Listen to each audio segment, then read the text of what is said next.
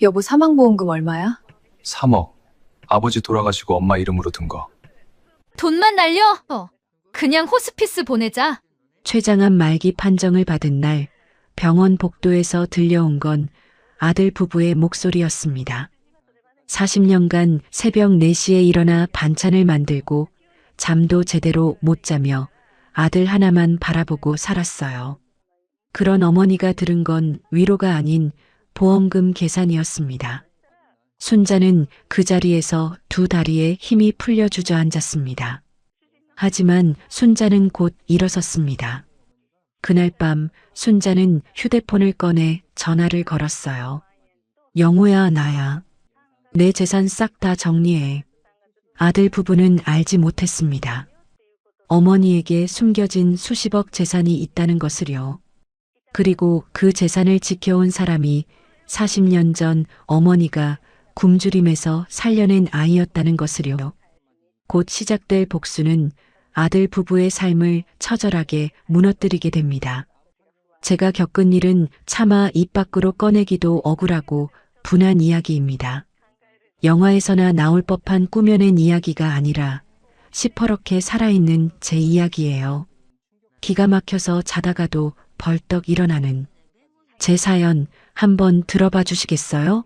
오늘은 72세 어머니가 암 판정을 받은 날 아들 부부에게 들은 충격적인 한마디 이야기입니다. 영상 끝까지 함께 해주세요. 그날은 서울대학병원 3층 내과 진료실에서 시작되었습니다. 흰 가운을 입은 의사가 김태호와 이미영을 마주보고 앉아 있었어요. 보호자분들께 먼저 말씀드립니다. 어머니께서 췌장암 말기입니다. 이미 간과 림프절까지 전이가 되어서 수술은 어렵고요. 시한부로 보면 6개월 정도 남으셨습니다. 태호의 얼굴이 굳어졌습니다. 이미영은 눈을 깜빡이더니 의사를 똑바로 쳐다보았어요. 6개월이요? 치료하면 더 오래 사실 수 있는 거 아니에요? 항암 치료를 하면 몇 달 더 연장될 수는 있습니다. 하지만 환자분 연세와 체력을 고려하면 부작용이 심할 수 있어요. 태호가 자리에서 일어서며 말했습니다. 저희가 어머니께 말씀드리겠습니다. 진료실을 나온 두 사람은 복도 한쪽 구석으로 걸어갔어요. 창문 옆 비상구 표지판 아래에서 이미영이 먼저 입을 열었습니다. 여보, 사망보험금 얼마야? 3억? 아버지 돌아가시고 엄마 이름으로 든 거. 항암 치료하면 돈만 날려. 한 번에 몇백만 원씩 들어가는데 그냥 호스피스 보내자. 그래, 어차피 6개월이면 치료해봤자 소용없어. 바로 그때 화장실에서 나오던 순자가 기둥 뒤에서 이 대화를 듣고 말았습니다. 순자의 두 눈이 크게 떠졌어요. 근데 어머니 통장에 얼마나 있을까? 시장에서 그렇게 오래 장사했으면 좀 모아놓으셨겠지? 글쎄, 한번 확인해 봐야지. 어차피 돌아가시면 우리 거잖아. 순자의 두 다리에서 힘이 빠져나갔습니다. 벽에 기대려 했지만 몸이 말을 듣지 않았어요. 순자는 그 자리에 털썩 주저앉고 말았습니다. 40년이라는 세월이 눈앞에서 주마등처럼 스쳐 지나갔어요. 32년 전 그날이 떠올랐습니다. 남편 김재복이 화물차에 치여 병원으로 실려갔던 날이었어요. 장례를 치르고 나니 남은 것은 시장 한 구석 작은 반찬 가게와 남편이 남긴 허름한 땅 몇 필지 뿐이었죠. 순자는 새벽 4시에 일어나 반찬을 만들기 시작했습니다. 콩나물을 다듬고 시금치를 무치고 멸치볶음을 만들었어요. 손톱 밑에 물집이 잡히고 허리가 끊어질 것 같아도 순자는 멈추지 않았습니다. 태호가 학교에서 준비물이 필요하다고 하면 순자는 자신의 점심을 굶었어요. 태호가 학원을 다니고 싶다고 하면 순자는 밤에 식당 설거지 아르바이트까지 뛰었습니다. 남편이 남긴 땅은 절대 팔지 않았어요. 몇 년이 지나 재개발 바람이 불었고 순자는 그 땅 위에 건물을 올렸습니다. 태호에게는 비밀로 했어요. 돈이 생기면 버릇이 나빠질까봐 걱정이 되었거든요. 다시 현재로 돌아왔습니다. 순자는 차가운 병원 복도 바닥에 주저앉은 채 두 손으로 얼굴을 감쌌어요. 뜨거운 눈물이 손가락 사이로 흘러내렸습니다. 순자가 힘겹게 몸을 일으켜 화장실로 들어갔습니다. 거울 앞에 서서 흐르는 눈물을 닦아냈어요. 순자의 눈이 점점 차갑게 변해갔습니다. 순자가 가방에서 낡은 휴대폰을 꺼냈습니다. 김 실장이라고 저장된 번호를 눌렀어요. 영호야, 나야. 내가 암이래. 시간이 별로 없어. 내 재산 싹 다 정리해야겠어. 전화기 너머에서 김영호의 다급한 목소리가 터져나왔어요. 어머니, 무슨 말씀이세요? 제가 바로 가겠습니다. 아니야, 오늘은 안 돼. 내일 만나자. 할 얘기가 많아. 순자가 전화를 끊고 화장실을 나왔습니다. 태호가 대기실에서 순자를 기다리고 있었어요. 엄마, 의사 선생님이 설명해 주셨어요. 크게 걱정할 건 아니래요. 우리가 잘 모실게요. 순자가 아들의 얼굴을 물끄러미 바라보았습니다. 저 입에서 방금 무슨 말이 나왔는지 아들은 모르고 있었어요. 이미영이 순자의 팔을 잡으며 말했습니다. 어머니, 집에 가서 쉬세요. 제가 맛있는 거 해드릴게요. 순자는 며느리의 손길을 느끼며 속으로 생각했습니다. 저 손이 방금 내 보험금을 계산하고 있었구나. 병원 밖으로 나서는 순자의 뒷모습이 보였습니다. 순자는 걸음을 멈추고 하늘을 올려다보았어요. 무언가를 단단히 결심한 눈빛이었습니다. 병원 방문 일주일 후 순자의 삶은 완전히 뒤바뀌었습니다. 이미영이 순자의 방문을 벌컥 열더니 짐을 거칠게 끌어냈어요. 어머니, 오늘부터 여기서 지내세요. 이미영이 가리킨 곳은 창고로 쓰던 좁은 골방이었습니다. 먼지가 쌓인 박스들 사이로 낡은 이불 하나가 놓여 있었어요. 여기가 무슨 방이야? 나는 내 방에서 지낼 거야. 순자가 항의하자 이미영의 눈이 차갑게 변했습니다. 아프신 분이 무슨 큰 방이 필요해요? 어차피 누워만 계실 건데. 큰 방은 손님 오면 써야 하니까요. 이미영이 순자의 짐을 골방 안으로 던지듯 밀어 넣었어요. 순자가 아들 태호를 바라보았습니다.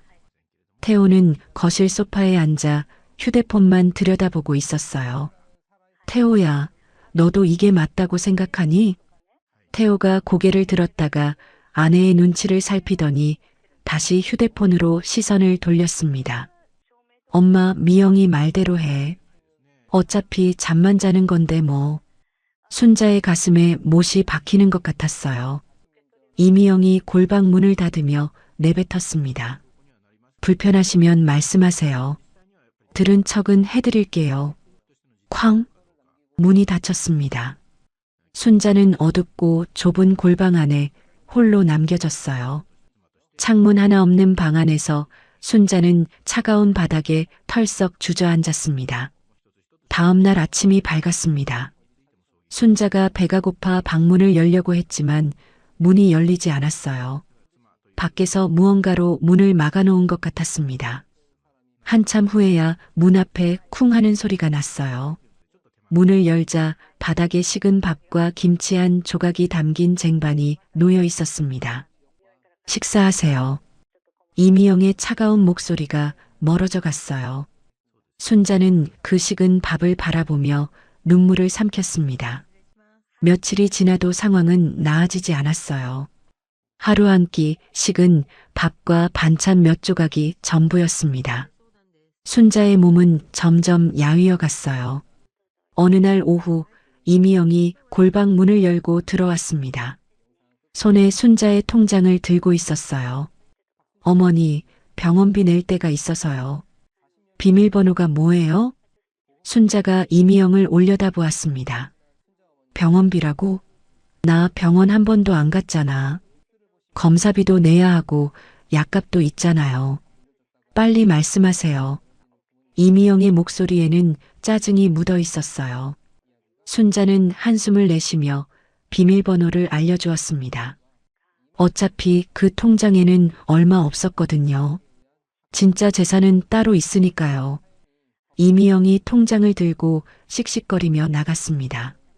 그날 오후 이미영은 ATM에서 500만 원을 인출했어요. 그 돈으로 백화점에서 명품 가방을 구입했습니다. 이미영이 새 가방을 들고 집에 돌아왔어요. 태호가 물었습니다. 그거 새로 샀어? 돈이 어디서 났어? 어머니 통장에서 좀 빌렸어. 어차피 쓸 데도 없으시잖아.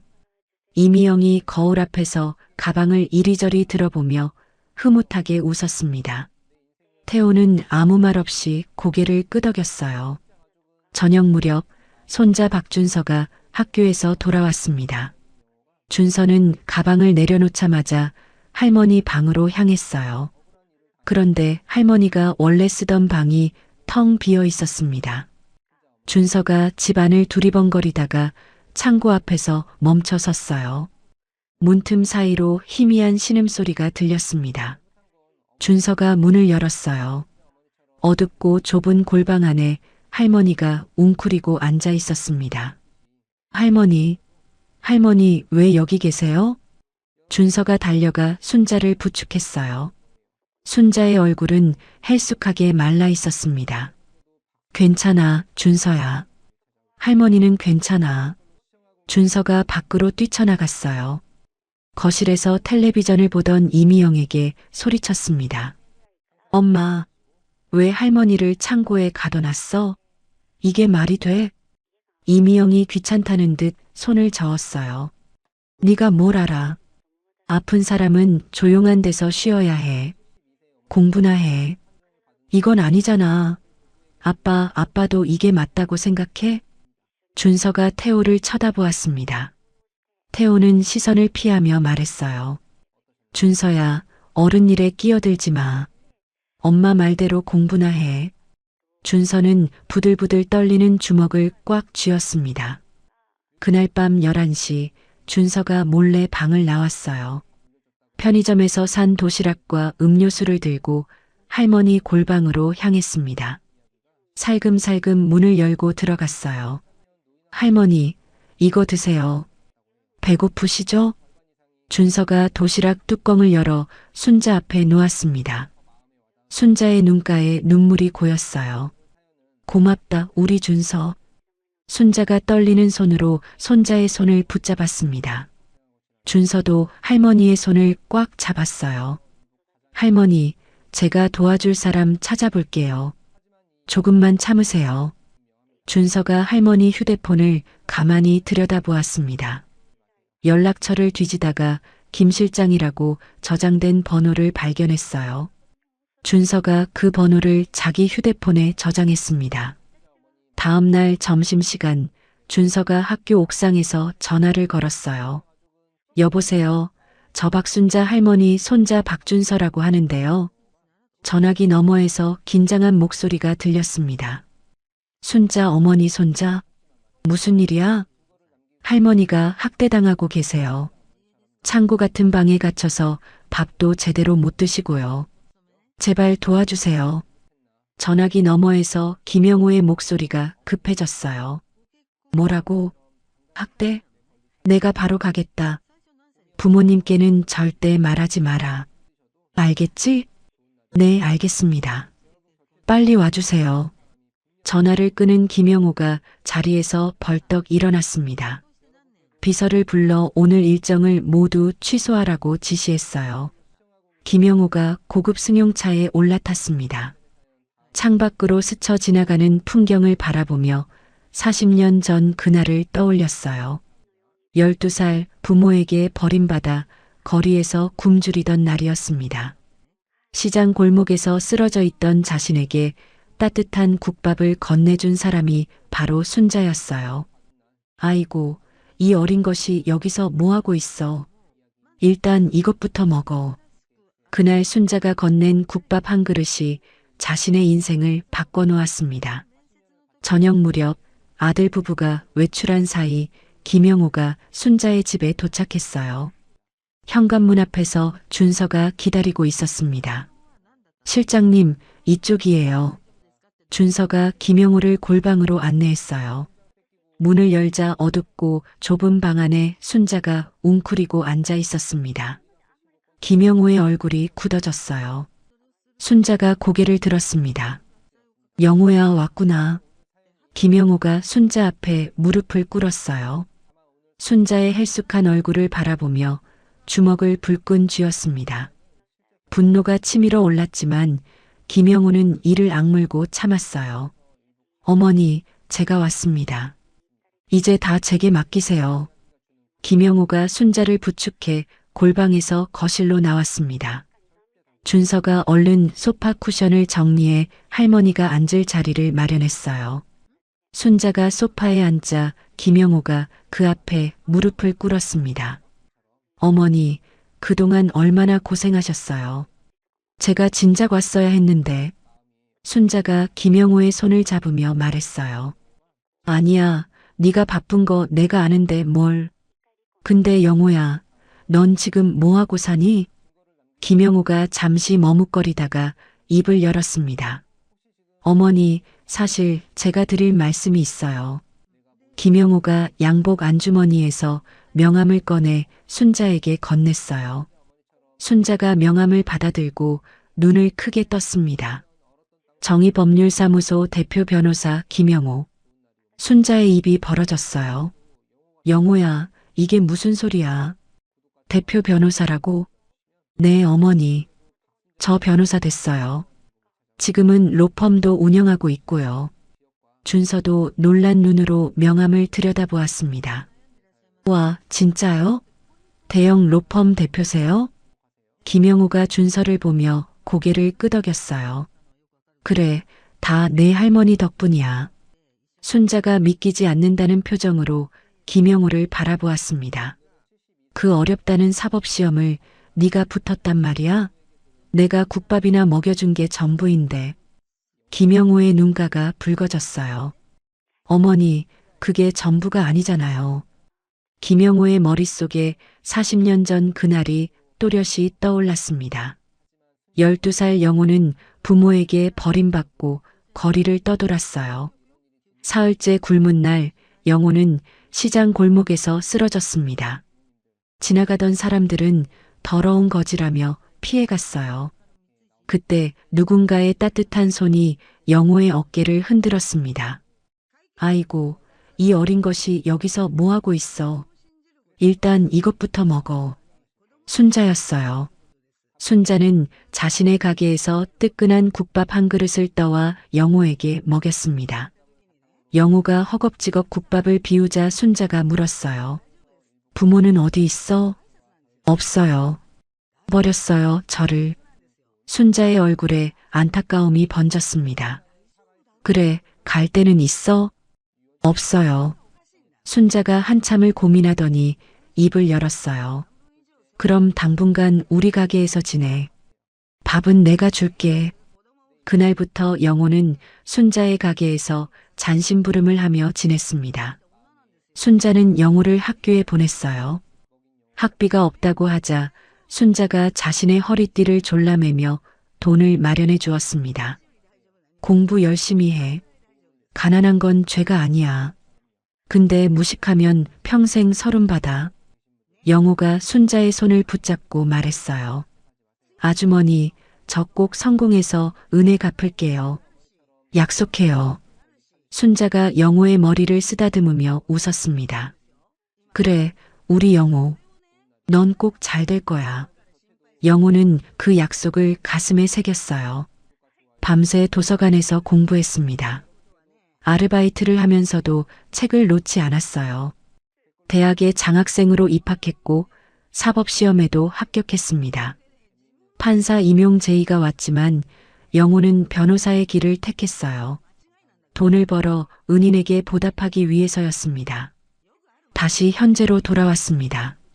김영호가 순자의 손을 꼭 잡았어요. 어머니, 저한테 다 맡기세요. 제가 반드시 복수해 드리겠습니다. 순자가 고개를 저었습니다. 복수라니 그런 거 안 해도 돼. 다 내 자식인데. 어머니, 저것들은 자식이 아니에요.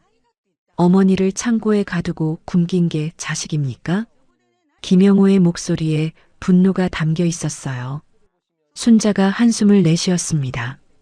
영호야, 사실 나한테 아들이 모르는 재산이 있어. 김영호가 눈을 크게 떴어요. 재산이요? 순자가 천천히 이야기를 시작했습니다. 남편이 죽으면서 땅 몇 필지를 남겼어. 나는 그걸 절대 안 팔았어. 아무리 어려워도 꾹 참았지. 순자가 창밖을 바라보며 말을 이었어요. 몇 년 뒤에 재개발이 되면서 땅값이 엄청 올랐어. 나는 그 땅 위에 건물을 올렸어. 지금은 새 채가 됐고. 김영호가 놀란 표정으로 물었습니다. 건물 새 채요?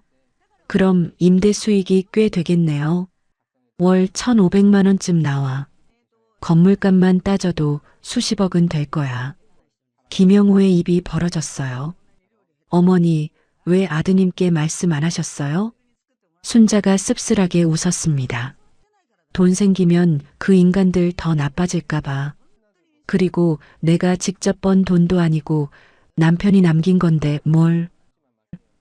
김영호가 고개를 끄덕였어요. 어머니 판단이 맞았어요. 저 인간들한테 알려줬으면 진작에 다 빼앗겼을 겁니다. 김영호가 휴대폰을 꺼내 법률팀에 전화를 걸었습니다. 나야. 급한 건이 있어. 박순자 여사님 사망보험 수익자 변경 절차 시작해. 수익자를 아들 김태호에서 손자 박준서로 바꿔. 준서가 놀라며 물었어요. 저요? 왜 저한테요? 준서야, 넌 할머니한테 유일하게 잘한 사람이잖아. 당연히 네가 받아야지. 김영호가 전화를 이어갔습니다. 그리고 유언장 작성도 준비해. 공증 받을 수 있게. 전화를 끄는 김영호가 순자를 바라보았어요. 한편 같은 시각 강남의 한 카페에서 이미영이 친구를 만나고 있었습니다. 야, 너 요즘 표정이 좋아 보인다? 친구가 커피를 마시며 물었어요. 이미영이 입꼬리를 올리며 대답했습니다. 시어머니가 암이래. 6개월 시한부. 어머, 그런데 왜 좋아 보여? 이미영이 목소리를 낮췄어요. 사망보험금이 3억이야. 빨리 돌아가셔야 우리가 받지. 항암 치료한다고 돈 쓰게 놔둘 수 없잖아. 친구가 눈을 동그랗게 떴습니다. 야, 그래도 그렇지. 시어머니잖아. 시어머니가 뭐 해준 게 있어? 평생 시장에서 장사나 하시고 쪽팔려서 친구들한테 소개도 못 시켜. 이미영이 커피를 홀짝이며 비웃었어요. 3억 받으면 차 바꾸고 여행 가야지. 그동안 고생한 거 보상받아야 하지 않겠어? 다시 순자의 집으로 장면이 전환되었습니다. 김영호가 순자에게 조심스럽게 말을 꺼냈어요. 어머니, 한 가지 부탁드려도 될까요? 뭔데? 학대 증거를 확실히 남겨야 해요. 제가 소형 카메라를 설치해도 될까요? 순자가 잠시 망설였습니다. 카메라라니, 그게 필요해? 네, 어머니. 나중에 법적으로 대응하려면 증거가 있어야 해요. 영상이 있으면 저 인간들을 확실히 처벌할 수 있습니다. 순자가 한참을 생각하더니 고개를 끄덕였어요. 그래, 내가 뭘 당했는지 똑똑히 남겨야겠다. 해라. 김영호가 가방에서 작은 카메라를 꺼냈습니다. 골방 구석 선반 위에 눈에 띄지 않게 설치했어요. 어머니, 이제 저 인간들이 뭘 하든 다 녹화됩니다. 조금만 참으세요. 순자가 카메라를 바라보며 조용히 말했습니다. 영호야, 고맙다. 네가 내 진짜 아들이구나. 김영호가 순자의 손을 꼭 잡았어요. 아들 부부가 돌아오기 전 김영호와 준서는 집을 나섰습니다. 순자는 다시 골방으로 들어가 문을 닫았어요. 이제 복수의 시작이었습니다. 카메라 설치 3일 후 골방에서 첫 번째 증거가 담겼습니다.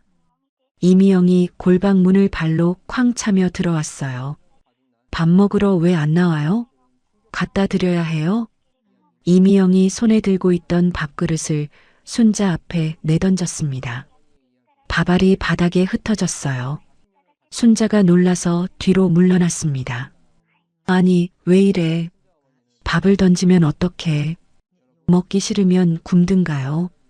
저도 바쁜 사람이에요. 이미영이 문을 쾅 닫고 나갔습니다. 순자는 바닥에 흩어진 밥알을 바라보며 입술을 깨물었어요. 구석에 설치된 카메라가 이 모든 장면을 고스란히 담고 있었습니다. 이틀 후 더 충격적인 장면이 녹화되었어요. 이미영이 골방 문을 열고 들어와 순자를 내려다보았습니다. 어머니, 솔직히 빨리 가셔야 우리가 편해요. 왜 이렇게 즐기세요? 순자의 눈이 크게 떠졌어요. 뭐라고? 지금 나한테 빨리 죽으라는 거야? 제가 언제 그랬어요? 그냥 사실을 말한 거죠. 아프면서 뭘 그렇게 버텨요. 이미영이 비웃듯 코웃음을 치고 나갔습니다. 순자는 떨리는 손으로 가슴을 쓸어내렸어요. 카메라는 이 순간도 놓치지 않았습니다. 한편 같은 시각, 김영호가 로펌 사무실에서 영상을 확인하고 있었어요. 컴퓨터 화면 속에서 이미영이 밥그릇을 내던지는 장면이 재생되었습니다. 어머니, 솔직히 빨리 가셔야 우리가 편해요. 김영호의 얼굴이 붉게 달아올랐어요. 주먹을 불끈 쥐며 책상을 내리쳤습니다. 이런 짐승 같은 것들. 김영호가 법률팀장을 호출했어요. 노인학대 및 유기 혐의로 고소장 준비해. 증거 영상은 내가 보낼 테니까. 네, 대표님. 바로 준비하겠습니다. 김영호가 창밖을 바라보며 이를 악물었습니다. 어머니, 조금만 더 참으세요. 제가 반드시 복수해 드리겠습니다. 며칠 후 오후 순자의 시장 동료 정말순이 오랜만에 순자를 찾아왔어요. 말순은 생선 가게를 하는 40년 지기 친구였습니다. 현관 초인종을 눌렀지만 아무도 나오지 않았어요. 순자야, 나 말순이야. 집에 있어? 대답이 없자 말순이 문고리를 돌렸습니다. 문이 열렸어요. 순자야? 말순이 집 안으로 들어갔습니다. 거실에는 아무도 없었어요. 말순이 방들을 둘러보다가 창고 앞에서 멈춰 섰습니다. 안에서 기침 소리가 들렸어요. 순자야, 거기 있어? 말순이 문을 열었습니다. 어둡고 좁은 골방 안에 순자가 웅크리고 앉아 있었어요. 말순의 눈이 휘둥그레졌습니다. 세상에, 순자야. 이게 무슨 꼴이야? 말순이 달려가 순자를 부축했어요. 순자의 얼굴은 헬쑥하게 말라 있었습니다. 말순아, 왔구나. 자식들이 어떻게 이럴 수 있어. 널 창고에 가둬놓다니. 말순의 목소리가 분노로 떨렸어요. 순자가 말순의 손을 잡았습니다. 말순아, 진정해. 아무한테도 말하지 마. 내가 알아서 할 거야. 알아서 하다니, 이게 말이 돼? 당장 경찰에 신고해야 해. 말순이 휴대폰을 꺼내려 했어요. 순자가 말순의 손을 붙잡았습니다. 말순아, 잠깐. 내 얘기 좀 들어봐. 순자가 말순을 소파로 이끌었어요. 두 사람이 나란히 앉았습니다. 순자가 낮은 목소리로 이야기를 시작했어요. 사실 나한테 계획이 있어. 내가 모르는 척하고 있는 거야. 계획이라니? 무슨 계획? 전현이 나한테 하는 짓 다 녹화하고 있어. 증거 모으는 중이야. 말순의 눈이 동그래졌습니다. 녹화? 누가 그런 걸 도와줘? 영호라고, 내가 옛날에 키운 아이 있잖아. 그 애가 지금 변호사가 됐어. 큰 로펌 대표래. 말순이 입을 벌렸어요. 뭐? 그 거지 같던 애가? 세상에. 응, 그 애가 나 도와주고 있어. 유언장도 쓰고 보험금 받을 사람도 바꿀 거야. 순자가 말순의 손을 꼭 잡았습니다. 말순아, 넌 내 평생 친구잖아. 나 좀 도와줘. 말순이 고개를 끄덕였어요. 그래, 네가 하는 일이면 내가 돕겠어. 증인이 필요하면 언제든 불러. 두 사람이 서로의 손을 꼭 잡았습니다. 40년 우정의 무게가 느껴졌어요. 일주일 후 아들 부부가 제주도 여행을 떠났습니다. 이미영이 인터넷에서 싸게 예약한 2박 3일 패키지 상품이었어요. 어머니, 저희 여행 다녀올게요. 밥은 냉장고에 있어요. 이미영이 통보하듯 말하고 현관문을 나섰습니다. 태호도 아내를 따라 나가며 뒤도 돌아보지 않았어요. 아들 부부가 떠나자마자 김영호가 순자를 데리러 왔습니다. 어머니, 오늘 공증사무소 가셔야 해요. 김영호가 순자를 부축해 고급 승용차에 태웠어요. 차는 서울 중심가의 공증사무소로 향했습니다. 공증사무소에 도착하자 직원이 정중하게 안내했어요. 박순자 고객님, 이쪽으로 오시죠. 순자가 떨리는 손으로 유언장에 서명했습니다. 내용은 이랬어요. 건물 세 채와 모든 재산을 사회복지재단에 기부한다. 손자 박준서에게만 학자금과 생활비 1억 원을 남긴다. 아들 김태호와 며느리 이미영에게는 단 한 푼도 남기지 않는다. 공증인이 도장을 찍었습니다. 공증이 완료되었습니다. 순자의 어깨에서 무거운 짐이 내려가는 것 같았어요. 김영호가 휴대폰을 확인하더니 순자에게 말했습니다. 어머니, 보험사에서 연락 왔어요. 사망보험 수익자가 박준서로 변경 완료됐답니다. 그래, 이제 진짜 끝난 거야? 네, 이제 저 인간들이 보험금도 한 푼 못 받아요. 순자의 입가에 쓸쓸한 미소가 떠올랐습니다. 공증사무소를 나서며 순자가 말했어요. 이제 됐어, 영호야. 마음이 편하다. 김영호가 순자를 바라보며 조심스럽게 입을 열었습니다.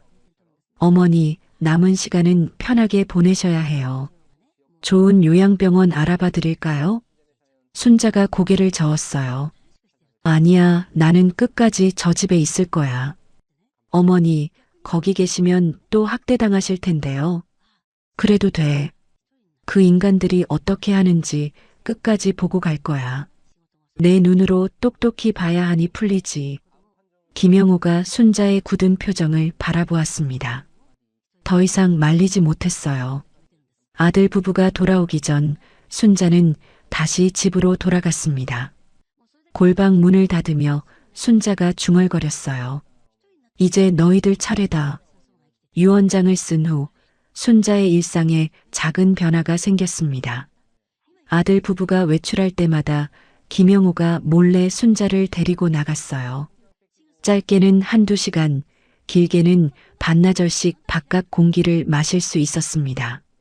손자 준서도 틈틈이 할머니 곁을 찾아왔어요. 골방에서 도시락을 함께 먹으며 이런저런 이야기를 나누는 시간이 순자에게는 유일한 행복이었습니다. 어느 날 태호가 저녁 식사 중에 입을 열었어요. 나 내일부터 부산 출장이야. 이틀 동안 못 와. 이미영이 젓가락을 내려놓으며 말했습니다.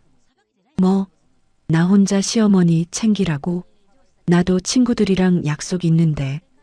그럼 같이 가든가. 어머니야 밥만 갖다 드리면 되잖아. 이미영이 눈을 굴리다가 고개를 끄덕였어요. 그래, 나도 부산 가서 회나 먹자. 어차피 어머니 하루 이틀 굶어도 안 죽어. 다음 날 아침 아들 부부가 짐을 챙겨 집을 나섰습니다. 현관문이 닫히는 소리를 확인한 순자가 휴대폰을 꺼냈어요. 영호야, 그것들 나갔어. 이틀 동안 안 온대. 네, 어머니. 제가 바로 갈게요. 오늘은 특별한 곳에 모시고 갈 거예요. 1시간 후 김영호의 차가 집 앞에 도착했습니다. 김영호가 순자를 부축해 차에 태웠어요. 어머니, 어디 가고 싶으세요? 순자가 창밖을 바라보며 조용히 말했습니다. 바다. 나 평생 바다를 못 봤어. 바다요? 진짜요? 응, 시장에서 장사하느라 한 번도 못 가봤어. 텔레비전으로만 봤지. 김영호의 눈가가 붉어졌어요. 어머니, 오늘 바다 보여드릴게요. 차는 서해안 쪽으로 달렸습니다. 2시간쯤 지나자 저 멀리 파란 바다가 보이기 시작했어요. 순자의 눈이 점점 커졌습니다. 저게 바다야? 저게 진짜 바다야? 네, 어머니.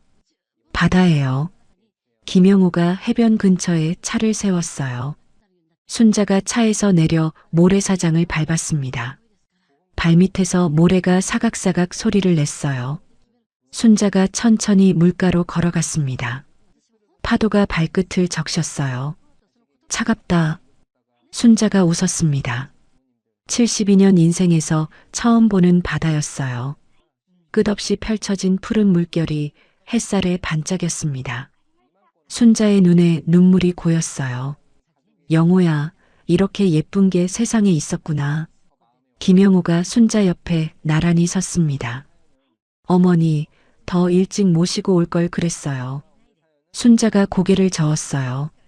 아니야. 지금이 딱 좋아. 내 덕분에 내 인생 마지막이 이렇게 아름다울 줄 몰랐다. 김영호가 고개를 숙였습니다. 눈물을 들키고 싶지 않았어요. 어머니가 저를 살리셨잖아요. 이건 당연한 거예요. 두 사람은 한참 동안 말없이 바다를 바라보았습니다. 파도 소리만이 고요하게 울려 퍼졌어요. 다음 날 김영호는 순자를 시장으로 데려갔습니다. 40년간 순자가 땀 흘리며 일했던 그 시장이었어요. 시장 입구에 들어서자 상인들이 순자를 알아보았습니다. 어머, 순자 아니야? 순자 맞네. 생선 가게 말순이 달려왔어요. 야, 이년아. 어디 아프다면서 왜 여기 나왔어? 순자가 말순의 손을 잡았습니다. 보고 싶어서 왔어. 다들 얼굴 한번 보려고. 소문이 퍼지자 상인들이 하나둘 모여들었어요. 채소가게 아주머니, 정육점 사장, 떡집 할머니까지. 순자야, 많이 힘들었지? 우리가 있잖아. 힘내. 상인들이 순자를 둘러싸고 손을 잡았습니다.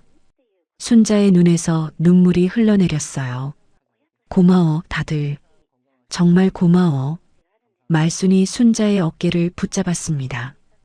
야, 너 그놈들한테 똑똑히 본때 보여줘.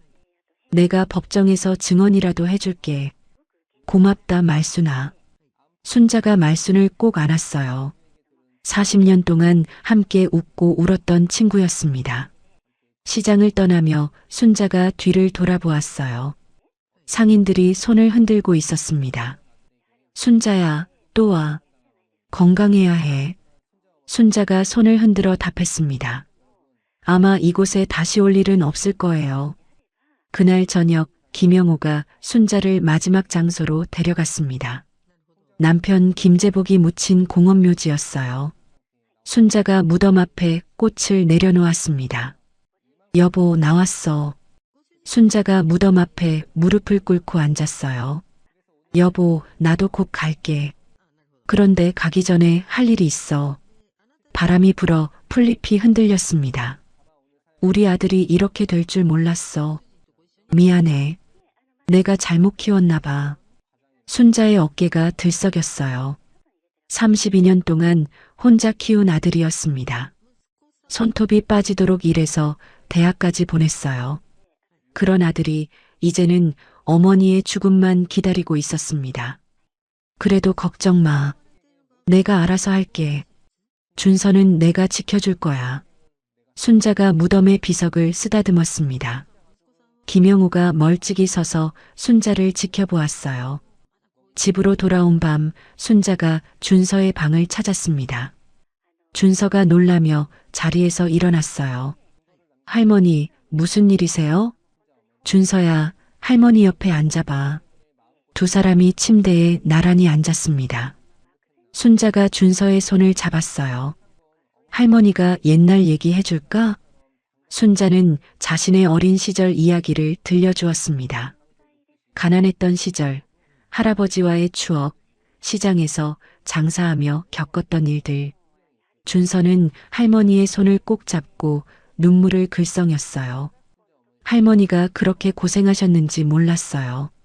괜찮아. 다 지난 일이야. 순자가 준서를 품에 안았습니다. 우리 준서는 착한 아이야. 할머니는 너만 믿어. 넌 엄마 아빠처럼 되지 마라. 할머니, 저 그러지 않을게요. 약속해요. 준서가 할머니를 꼭 안으며 울먹였어요. 할머니, 오래오래 사세요. 제발이요. 순자가 준서의 등을 토닥였습니다. 다음 날 아침 아들 부부가 돌아오기 전에 순자는 다시 골방으로 들어갔어요. 창문 너머로 하늘을 올려다보았습니다. 이제 끝낼 시간이야. 순자의 눈빛이 차갑게 빛났습니다. 남편 무덤을 다녀온 다음 날 새벽 순자가 갑자기 쓰러졌습니다. 골방 바닥에서 심한 복통에 몸을 웅크린 채 신음을 흘렸어요. 순자가 입을 벌리자 시뻘건 피가 쏟아져 나왔습니다. 바닥에 핏자국이 번졌어요. 새벽 5시 준서가 화장실을 가려고 복도를 지나다가 골방에서 이상한 소리를 들었습니다. 문을 열자 피를 토하고 쓰러진 할머니가 보였어요. 할머니, 준서가 달려가 순자를 부축했습니다. 순자의 얼굴은 하얗게 질려 있었어요. 할머니, 정신 차리세요. 할머니, 준서가 떨리는 손으로 휴대폰을 꺼내 119에 신고했습니다. 우리 할머니가 피를 토하고 쓰러지셨어요. 빨리 와주세요. 10분 후 구급차가 도착했습니다. 구급대원들이 들것을 들고 들어왔어요. 순자가 들것에 실려 구급차에 올랐습니다. 준서도 따라 탔어요. 할머니, 괜찮을 거예요. 조금만 참으세요. 준서가 할머니의 손을 꼭 잡았습니다. 구급차가 사이렌을 울리며 대학병원 응급실로 향했어요. 응급실에 도착하자 의료진이 순자를 급히 처치실로 옮겼습니다. 준서는 대기실 의자에 앉아 두 손을 모으고 기도했어요. 할머니, 제발 괜찮으셔야 해요. 1시간 후 의사가 준서에게 다가왔습니다. 보호자분이세요? 네, 저 손자예요. 부모님한테 연락했는데 아직 안 오셨어요. 의사가 심각한 표정으로 말했습니다. 환자분 상태가 많이 안 좋습니다. 암이 급속도로 전이되었어요. 솔직히 말씀드리면 이제 2주 정도밖에 시간이 없습니다. 준서의 얼굴이 하얗게 질렸어요. 2주요?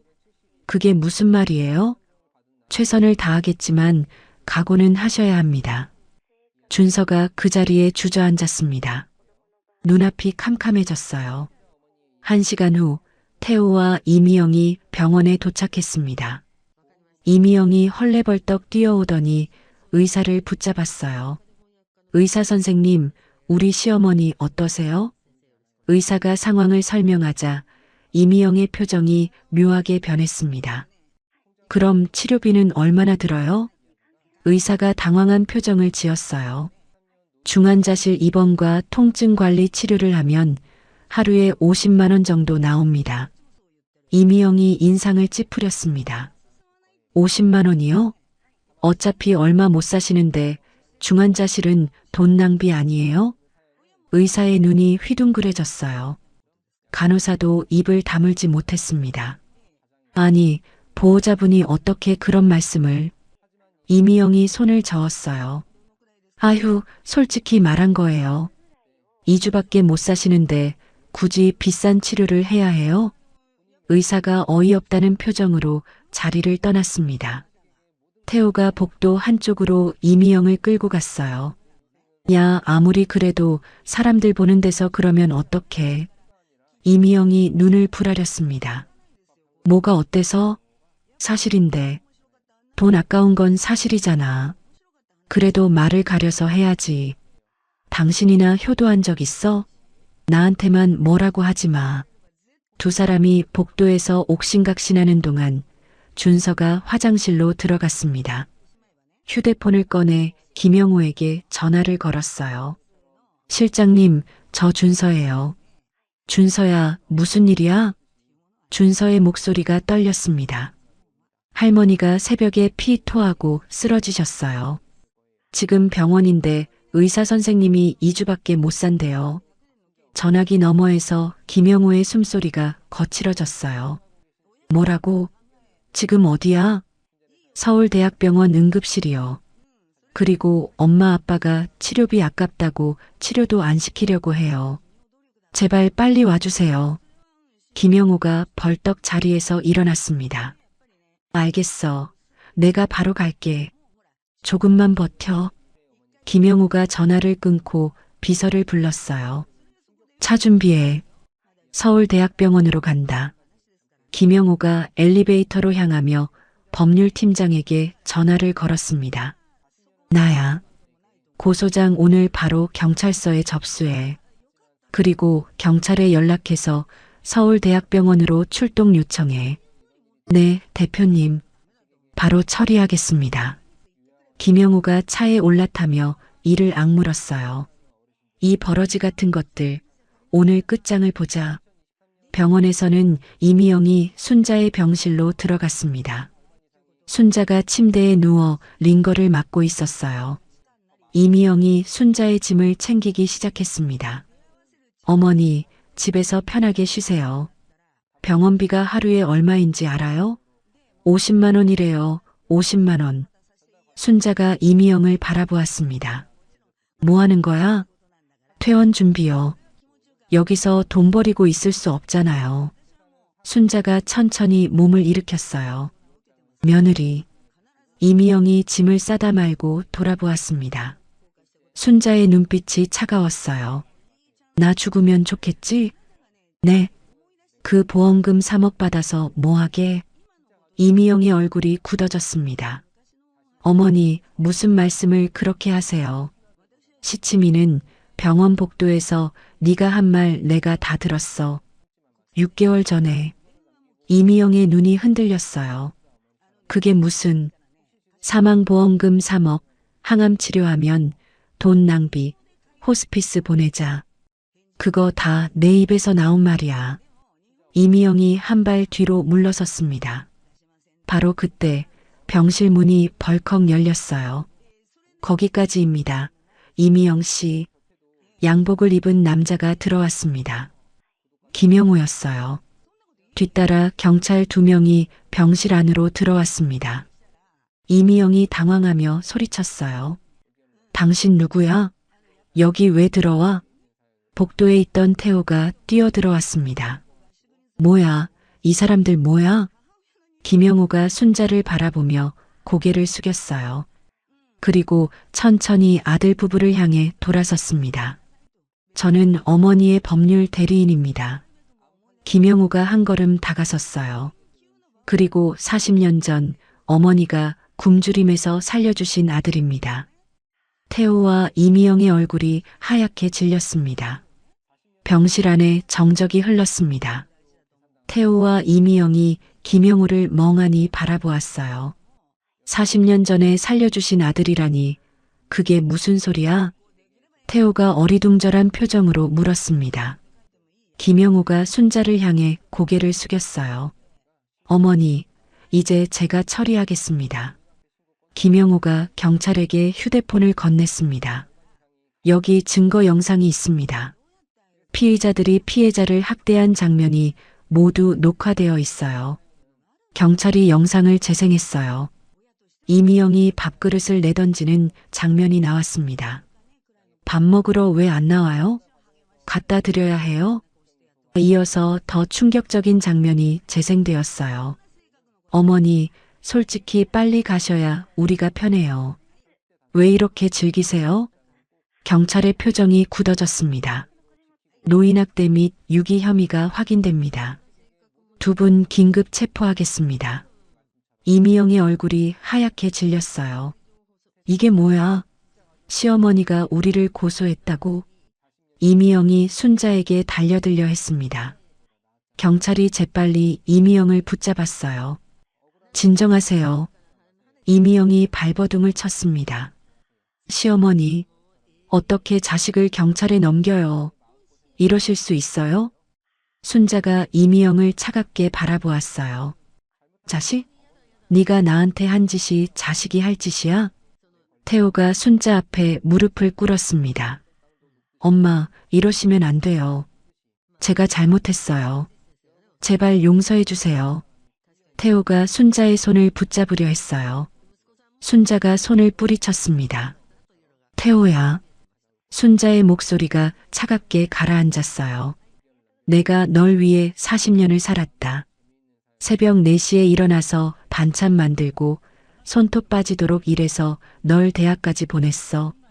태호가 고개를 떨궜습니다. 근데 넌 내가 암이라는 소리를 듣고 뭐라고 했어? 보험금이 얼마냐고 물었잖아. 순자의 눈에 눈물이 고였어요. 엄마 걱정은 안 하고 보험금 계산부터 했잖아. 그게 아들이야? 태호가 말문이 막혀 아무 대답도 하지 못했습니다. 경찰이 태호의 팔을 잡아 일으켰어요. 일어나세요. 가셔야 합니다. 이미영이 끌려가며 소리쳤습니다. 시어머니, 두고 보세요. 이렇게 할 수 있어? 병실 문이 닫혔습니다. 복도에서 이미영의 고함 소리가 점점 멀어져 갔어요. 병실에는 순자와 김영호, 준서만 남았습니다. 순자가 천천히 눈을 감았어요. 이제 됐어. 속이 시원하다. 준서가 할머니 곁으로 다가가 손을 잡았습니다. 할머니, 괜찮으세요? 응, 이제 괜찮아. 순자의 얼굴에 편안한 미소가 떠올랐어요. 며칠 후 구치소에서 태호가 면회실에 앉아 있었습니다. 교도관이 서류 봉투를 건넸어요. 김태호 씨, 우편물이요. 태호가 봉투를 열었습니다. 회사에서 보낸 해고 통보서였어요.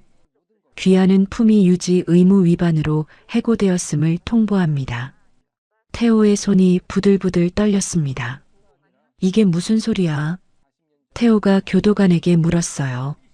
전화 좀 할 수 있을까요? 태호가 회사 인사과에 전화를 걸었습니다. 저 김태호인데요. 해고 통보서를 받았는데 이게 무슨 상황이에요?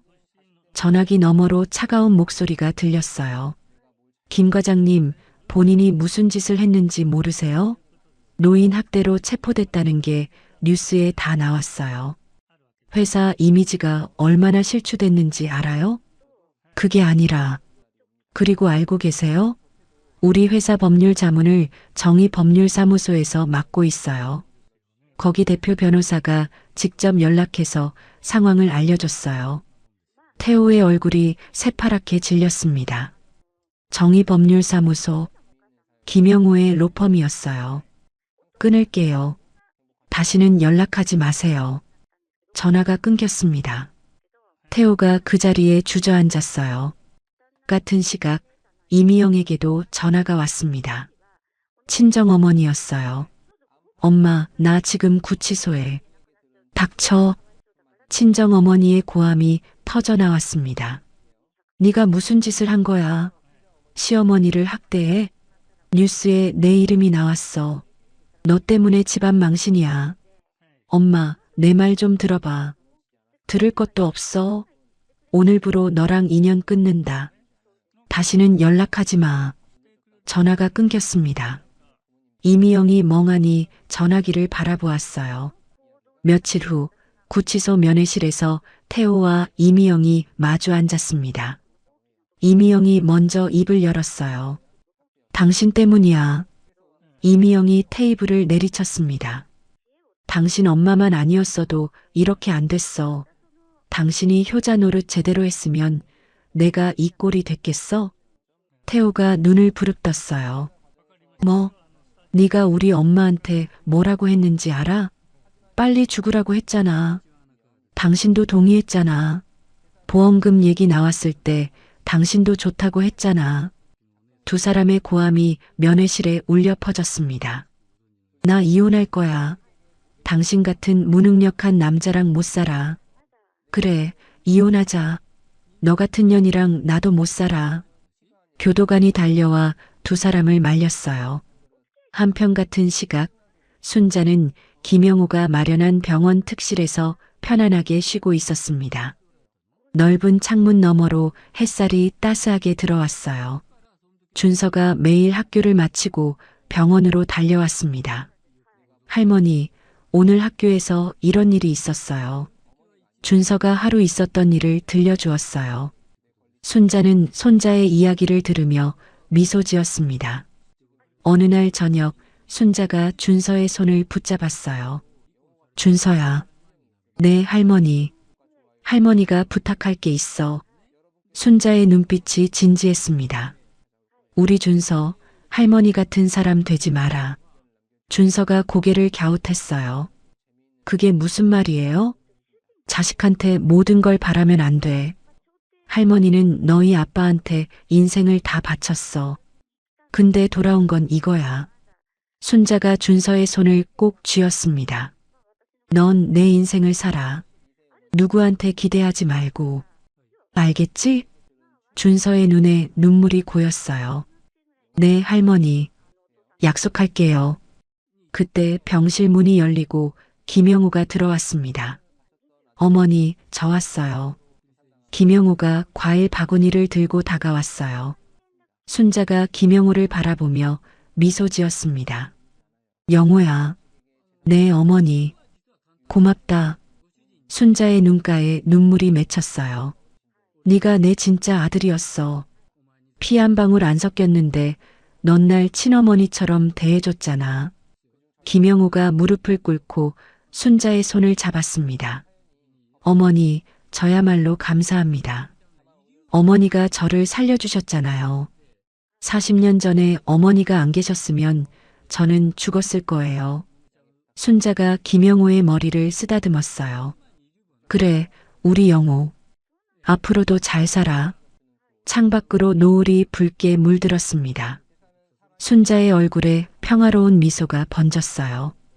그로부터 일주일 후 순자의 상태가 급격히 나빠졌습니다. 숨소리가 점점 가늘어지고 있었어요. 병실에는 김영우와 준서, 그리고 시장 동료 말순이 순자의 곁을 지키고 있었습니다. 창밖으로 오후의 햇살이 따스하게 들어왔어요. 순자가 천천히 눈을 떴습니다. 영호야. 네, 어머니. 여기 있어요. 김영우가 순자의 손을 꼭 잡았어요. 고마웠어. 네가 있어서 내가 버틸 수 있었어. 순자가 준서를 바라보았습니다. 준서야. 네, 할머니. 준서의 눈에 눈물이 가득 고였어요. 할머니 말 잊지 마. 착하게 살아. 네, 할머니. 잊지 않을게요. 순자가 말순에게 시선을 돌렸습니다. 말순아, 40년 동안 고마웠어. 네가 내 제일 친한 친구였어. 말순이 순자의 손을 붙잡고 울먹였어요. 야, 이년아. 무슨 소리야? 금방 나을 거야. 순자가 힘없이 미소 지었습니다. 아니야, 나 알아. 이제 갈 시간이야. 순자가 천천히 눈을 감았어요. 다들 고마웠어. 그 말을 끝으로 순자의 손에서 힘이 빠졌습니다. 심장 모니터에서 긴 경고음이 울렸어요. 의료진이 달려왔지만 이미 늦었습니다. 임종하셨습니다. 의사가 조용히 말했어요. 준서가 할머니의 시신 위에 엎드려 오열했습니다. 할머니, 할머니. 김영우가 고개를 숙이고 눈물을 삼켰어요. 말순은 주저앉아 통곡했습니다. 순자야, 순자야. 3일 후 장례식장에는 수많은 사람들이 모였습니다. 시장 상인들이 꽃을 들고 찾아왔어요. 채소가게 아주머니, 정육점 사장, 떡집 할머니까지 40년간 순자와 함께했던 사람들이었습니다. 김영우의 로펌 직원들도 조문을 왔어요. 검은 양복을 입은 변호사들이 줄지어 들어왔습니다. 준서가 상주로 영정 앞에 섰어요. 검은 상복을 입은 19살 소년이었습니다. 조문객들이 준서에게 위로를 건넸어요. 할머니 좋은데 가셨을 거야. 힘내라, 준서야. 한편 구치소에서 태호가 장례식 참석을 요청했습니다. 교도관이 김영호에게 전화를 걸었어요. 유족 대표분, 수감자 김태호 씨가 모친 장례식 참석을 요청했습니다. 허가하시겠습니까? 김영호가 잠시 침묵했습니다. 고인의 유언입니다. 아들 김태호의 장례식 참석을 거부해 주세요. 전화기 너머에서 교도관이 알겠다고 답했어요. 태호는 구치소에서 어머니의 마지막 가는 길을 지켜보지 못했습니다. 장례가 끝난 후 김영호가 유족들을 모았어요. 준서와 말순, 그리고 몇몇 가까운 사람들이 자리에 앉았습니다. 김영호가 서류 봉투를 꺼냈어요. 고인께서 남기신 유언장을 공개하겠습니다. 김영호가 유언장을 펼쳤습니다. 첫째, 본인 소유의 건물 세 채와 모든 재산은 사회복지재단에 기부한다. 사람들 사이에서 술렁임이 일었어요. 둘째, 손자 박준서에게 학자금과 생활비로 1억 원을 남긴다. 준서가 고개를 떨궜습니다. 셋째, 아들 김태호와 며느리 이미영에게는 단 한 푼도 남기지 않는다. 김영호가 유언장을 접었어요. 그리고 고인께서 생전에 녹화해 두신 영상 편지가 있습니다. 김영호가 노트북을 열고 영상을 재생했습니다. 화면에 순자의 얼굴이 나타났어요. 병실 침대에 기대 앉은 모습이었습니다. 태호야. 순자의 목소리가 흘러나왔어요. 엄마가 너한테 뭘 잘못했는지 모르겠다. 새벽부터 일어나 반찬 만들고 너 학비 대느라 밤에 설거지 알바까지 뛰었어. 순자의 눈에 눈물이 고였습니다. 근데 넌 엄마가 암이라는 소리를 듣고 보험금부터 계산했더라. 그게 얼마나 가슴이 아팠는지 너는 모를 거야. 영상 속 순자가 잠시 숨을 골랐어요. 그래도 넌 내 아들이야. 내가 낳고 내가 키운 아들이야. 난 끝까지 널 사랑했어. 순자의 목소리가 떨렸습니다. 이게 엄마의 마지막 가르침이야. 사람은 돈보다 소중해. 가족은 더 소중하고 넌 그걸 너무 늦게 깨달았어. 영상이 끝났습니다. 준서가 두 손으로 얼굴을 감싸며 오열했어요. 말순도 눈물을 훔쳤습니다. 며칠 후 구치소 면회실에서 태호가 영상을 보았습니다. 김영호가 영상 파일을 전달했거든요. 태호가 화면 속 어머니를 바라보았어요. 그래도 넌 내 아들이야. 난 끝까지 널 사랑했어. 태호의 어깨가 들썩였습니다. 눈물이 볼을 타고 흘러내렸어요. 엄마. 태호가 처음으로 진심 어린 눈물을 흘렸습니다. 그동안 얼마나 잘못했는지 그제서야 깨달았어요. 하지만 이미 너무 늦었습니다. 6개월 후 태호와 이미영이 집행유예로 풀려났어요. 하지만 두 사람은 이미 이혼한 상태였습니다. 태호는 쪽방촌의 작은 방에서 생활하고 있었어요. 직장은 없었습니다. 아무 회사도 정과자를 채용하지 않았거든요. 태호는 건설 현장에서 일용직 노동자로 일했습니다. 하루 벌어 하루 먹고 사는 생활이었어요. 어머니가 건물 세 채를 가지고 있었다는 사실을 뒤늦게 알았지만 소용없었습니다. 모든 재산은 이미 재단에 기부된 후였어요. 이미영도 처지가 비참했습니다. 친정에서 인연을 끊겨갈 곳이 없었어요. 고시원의 좁은 방에서 혼자 지냈습니다. 명품 가방은 팔아서 생활비로 썼어요. 과거에 화려했던 모습은 온데간데 없이 사라졌습니다. 한편 준서는 할머니가 남긴 돈으로 학업을 계속했어요. 주말마다 할머니 무덤에 찾아가 꽃을 바쳤습니다. 할머니, 저 이번 주에 모의고사 봤어요. 성적 많이 올랐어요. 준서가 무덤 앞에서 이야기를 나눴어요. 김영호는 순자의 이름으로 장학재단을 세웠습니다. 순자 장학회라는 이름이었어요. 어려운 학생들에게 학비를 지원하는 재단이었습니다. 어머니, 제가 어머니 뜻 이어갈게요. 김영호가 재단 현판 앞에서 조용히 말했습니다. 1년이 지났습니다. 어느 맑은 봄날 준서가 할머니 무덤 앞에 섰어요. 손에는 합격 통지서가 들려 있었습니다. 할머니, 저 다음 달에 대학 합격했어요. 준서의 얼굴에 환한 미소가 번졌어요. 할머니 덕분이에요. 할머니가 남겨준 돈으로 공부했어요. 바람이 불어 풀잎이 흔들렸습니다. 마치 순자가 대답하는 것 같았어요. 할머니, 저 할머니 말대로 착하게 살게요. 누구한테 기대지 않고 제 인생 살게요. 준서가 무덤 앞에 꽃을 내려놓았습니다. 하늘 위로 구름이 천천히 흘러갔어요. 어디선가 순자의 미소 짓는 얼굴이 보이는 것 같았습니다. 박순자 어머니의 이야기 어떠셨나요? 40년을 바쳤던 아들에게 보험금으로 계산당한 어머니. 하지만 순자 어머니는 무너지지 않았습니다. 여러분, 요즘 뉴스를 보시면 이런 일이 드물지 않아요.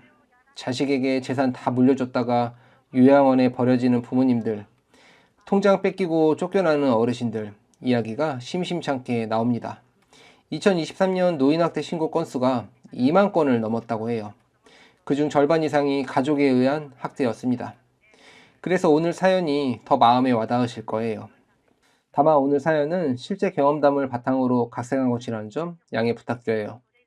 전달 과정에서 일부 과장이나 극적 요소가 더해졌을 수 있습니다. 하지만 이 이야기가 주는 교훈은 분명합니다. 첫째, 재산은 살아있을 때 절대 다 주지 마세요.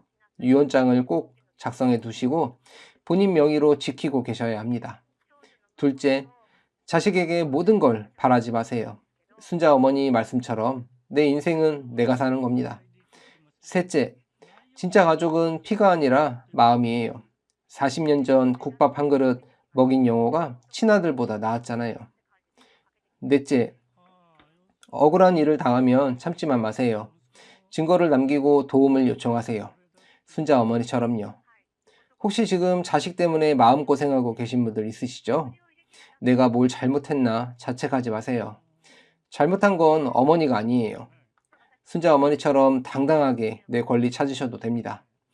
봄이 오면 얼었던 땅도 녹듯이 지금 힘드셔도 반드시 좋은 날이 옵니다. 여러분 곁에도 영호 같은 사람이 분명히 있을 거예요. 구독과 좋아요, 알림 설정을 눌러주시면 여러분께도 박순자 어머니처럼 진정한 행복이 찾아올 거예요. 댓글로 시청하고 계신 지역과 의견을 남겨주세요. 순자네 사연 다음에도 재미있는 사연으로 찾아뵙겠습니다. 항상 건강하시고 행복하세요. 감사합니다.